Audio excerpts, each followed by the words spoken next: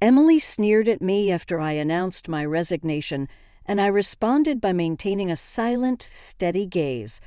Our conversation had revolved around the company's decision to cut labor costs, with particular disdain aimed at those supposedly exploiting overtime pay.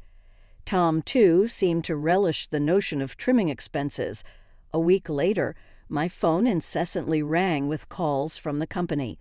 Upon answering, the president inquired sharply, "Who exactly are you?" I couldn't help but scoff mockingly at the president's question. In response, I introduced myself as Lily Johnson, a 59-year-old employee with 37 years of dedicated service since my college graduation. I explained our company's role in providing administrative services, particularly catering to busy company presidents, handling clerical work, specializing in tax-related matters. I proudly managed 45 clients, a responsibility that had grown overwhelming despite the assistance of a part-timer. Despite the challenges, I couldn't show any sign of weakness. Our clients were long-standing relationships, and their adversities fueled my determination. Today, as I sat in front of my computer, the relentless harassment from Tom and Emily weighed heavily on my mind. Tom, 7 years my junior and now the head of the tax department, had drastically changed his demeanor 3 months ago upon promotion. His once polite tone was replaced with condescension and complaints, making every interaction a struggle. Even when I countered, he remained unfazed, instructing me to consult the manual for guidance and warning against unnecessary actions. Emily, Tom's assistant, joined in the harassment, criticizing my efficiency and mocking my rank and file status, despite being the first to decline a promotion to department head, a fact unknown to Tom and Emily. I committed to completing my regular duties, but their harassment persisted.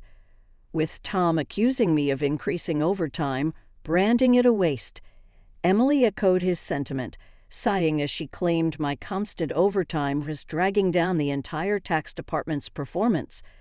The recent cause of my overtime was Tom unexpectedly leaving a month's worth of client files on my desk to be filed by the end of the month. After work, my face drained of color as I glanced at the files before me. "Wait, these all have deadlines this month." "Right," I uttered in confusion. However, before I could grasp the gravity of the situation, Tom was already packing up his desk, completely uninterested in addressing my concerns. "I'm heading out. Take care with that," he casually remarked as he swiftly left the office, leaving me with a pile of urgent tasks. Emily followed suit, adding insult to injury with a mocking laugh. The incredulity of the situation weighed on me, and I sighed heavily as I opened the client files scattered on my desk. To my dismay, some of the files were originally Emily's responsibility. The realization deepened my sigh. I understood why Tom had been subjecting me to relentless harassment. They wanted me to retire quickly. My extensive experience and deeper knowledge in taxation made me a preferred resource for other members of the tax department over Tom. Tom's unapproachable demeanor and unattractive appearance made everyone except Emily avoid him. It seemed Emily's proximity to him was strategic, driven by Tom's preference for younger female employees. The shallow nature of their thinking sent a chill down my spine. Emily's harassment was not just a personal vendetta. She aimed to curry favor with Tom, the one evaluating the tax department's performance. Despite these challenges, I had to manage the declarations alongside preparing tax declarations for my assigned companies. It seemed today's workload was far from over. However, claiming overtime would only invite complaints from Tom and Emily, leaving me resigned to the prospect of unpaid extra hours. Then, unexpectedly, I received a summons to the president's office. Our company had recently undergone a change in leadership due to the former president's sudden illness. The new president, the former president's son, wasn't fully acquainted with our company. As I entered the office, I noticed Tom and Emily with unpleasant smirks on their faces. In a tense atmosphere, the president dropped a bombshell. "Lily, we'll need you to resign by the end of this month." My mind spun as I asked for clarification. Tom and Emily had apparently accused me of overbilling for overtime, citing that while others had around 15 hours, I had exceeded 80 hours. The president, oblivious to the true circumstances, seemed impressed with Tom and Emily's zero overtime. The reality hit me. The inflated overtime was a result of doing Tom and Emily's work. However, revealing Tom's instructions would risk portraying it as my own inability to manage time effectively. I presented the facts, asserting that I hadn't overbilled for overtime, but struggled to finish my workload within regular hours. The president sighed deeply, expressing doubt but acknowledging the lack of evidence to pursue the matter further. Nevertheless, he insisted that they couldn't retain someone working at such a slow pace. Resigned to the situation, the president suggested my resignation, and it seemed his mind was made up. Told to leave the company I had devoted 37 years to, I felt a weariness settle in. Despite my dedication, the additional workload from Tom and Emily went unappreciated. I agreed to resign at the end of the month, acknowledging that I had already communicated my decision to the president. As I glanced at Tom and Emily, their vulgar smiles reflected satisfaction. Leaving the president's office, Emily taunted me with a sarcastic "thanks for quitting," her sneer cutting through. I responded with a silent stare, facing similar disdain from Tom, who shared his approval of cutting labor costs and labeled me as someone exploiting overtime pay. Observing their cheerful conversation, I pondered the handover process, creating documents for all my clients. I ensured proper farewells and appointments with those I could meet personally. Unable to schedule a meeting with the president, I resorted to letters to inform them of my successor. A week post-resignation, enjoying a moment of relaxation at home, my mobile phone rang.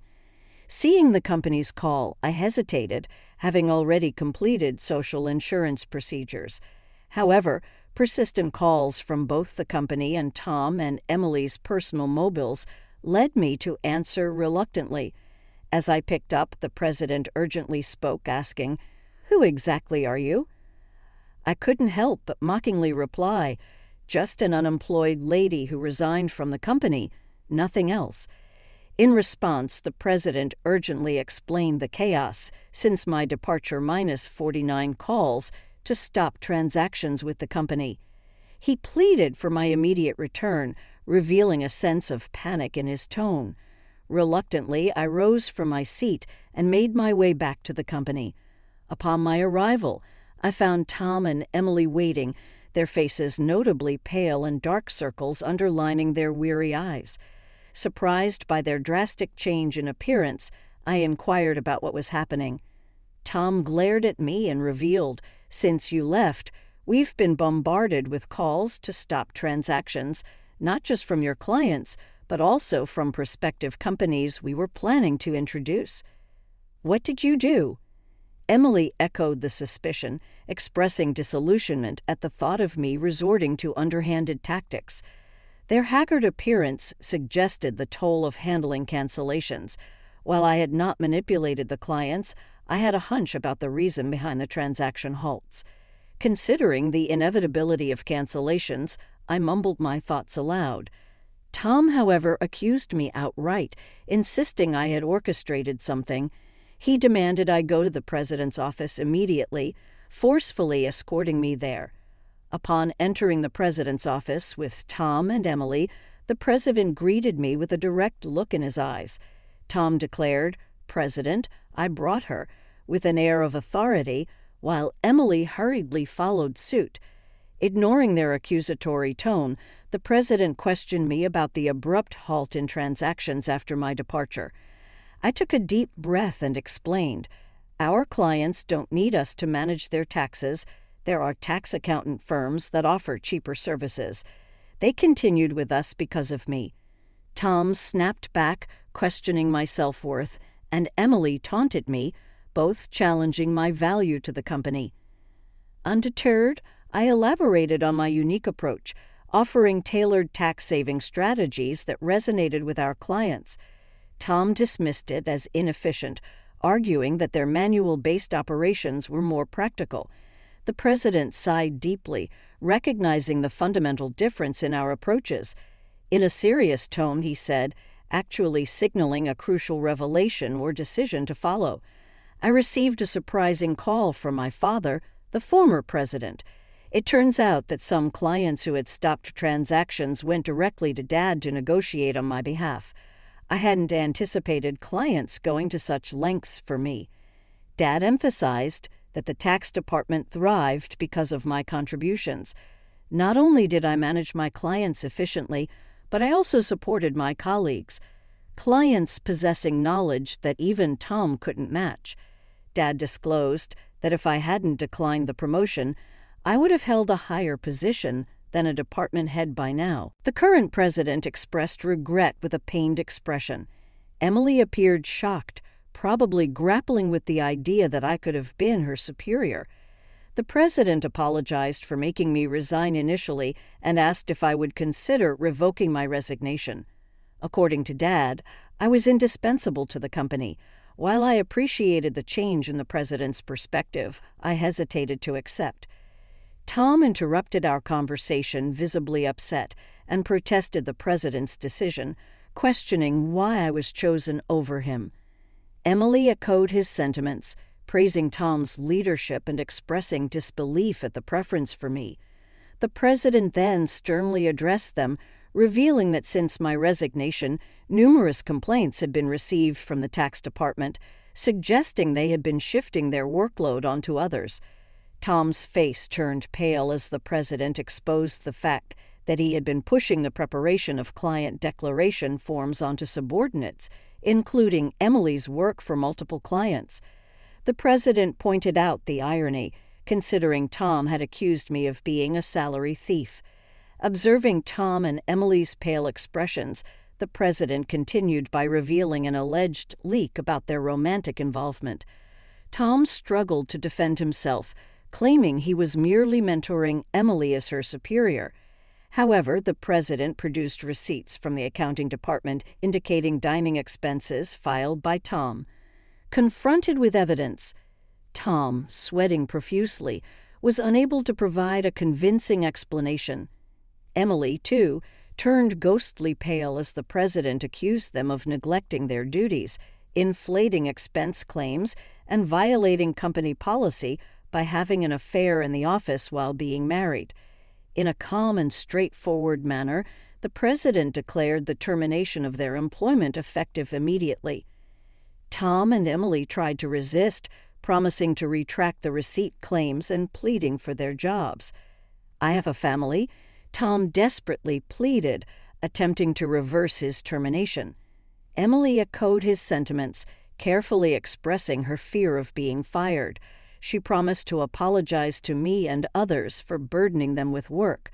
Realizing the gravity of the situation involving neglect of duties and an affair with a supervisor, concerned about her reputation, she implored for a second chance.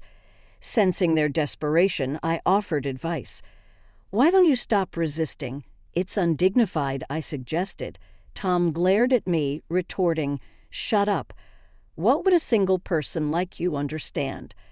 I sighed, reminding him, "Tom, you were the one who got me fired. It's just karma. What goes around comes around. Why don't you take some responsibility and reflect a bit?" Frustrated, Tom looked away, while Emily bit her lip in distress. Aware of more details about their misconduct, I turned to the president, asking with a smile if I should share them. Tom and Emily frantically tried to stop me, fearing further exposure. I issued an ultimatum, warning them that wrongdoings would eventually come to light, urging them to face reality before it worsened. At my word, both Tom and Emily collapsed to their knees, and the president decided to fire them on the spot. Later, I revealed more about their misdeeds, including Tom faking business trips to spend days with Emily and their insidious tactics of harassing disliked employees into quitting. Despite my attempts to help those employees, Tom and Emily's strategies were relentless. They repeatedly reprimanded and pressured employees out of my sight, often assigning sudden tasks with tight deadlines. The resigned employees had initially asked me to keep quiet, but since they were now happily working elsewhere, I decided it was time to speak up. The president, furious at my revelations, expressed anger about cutting Tom and Emily's final salary. He planned to thoroughly investigate past inflated expense claims. Tom, with tears in his eyes, thanked the president not to cut his salary, fearing the impact on his family. As the truth unraveled, Tom's affair with Emily came to light, leading to Tom's divorce. The two now face claims for compensation in the divorce lawsuit, marking the consequential aftermath of their actions. I became aware of the situation when Tom reached out to me, seeking assistance in persuading the president to reconsider their firing. Emily and Tom found themselves in dire straits despite their efforts. They struggled to secure new jobs in the tax industry. The industry's close-knit nature meant that word of their misdeeds spread rapidly, making potential employers hesitant to hire them. Desperate for income to cover divorce compensation and living expenses, they resorted to day labor at construction sites, a stark departure from their previous office roles. Emily would often call me in tears, pleading for help. "Lily, please help. I only wanted a better life, and I never truly liked Tom," she'd cry. However, I couldn't ignore the fact that their predicament was a consequence of their own actions. Many, including myself, had been impacted by their behavior. I reminded Emily that the consequences were a result of her choices. "You can't unring a bell," I told her firmly. Facing hardships was the consequence of her decisions. Emily's despair echoed through her protests.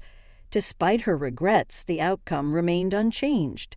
As for me, I chose to distance myself from the chaos of the corporate world. Despite the president's pleas for my return, I declined. Once told to resign, I had no desire to return.